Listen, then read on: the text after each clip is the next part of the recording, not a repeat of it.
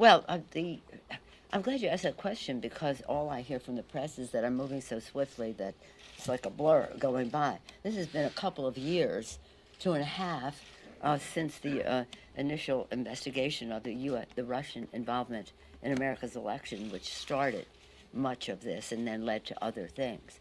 But I do think the aha moment for the country was the action taken by the President Trump appointee, the Inspector General of the intelligence community, who said that there was a credible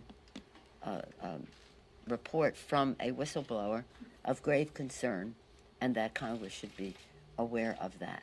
And that is the facts of the Ukraine situation just changed everything. The polls went from 59 opposed to impeachment, 34 in favor, to about even.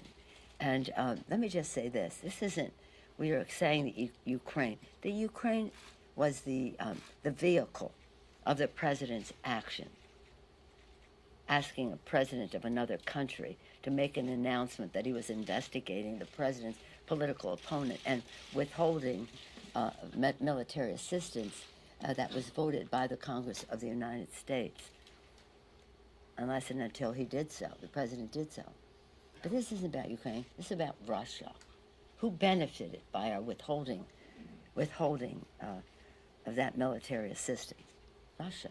It's about Russia. Russia invading eastern Ukraine. Over 10,000 people died, now maybe 13,000, some of them in the absence of our conveying that military assistance that was voted in a bipartisan way by the Congress of the United States. So sometimes people say, well, I don't know about Ukraine, I don't know that much about Ukraine.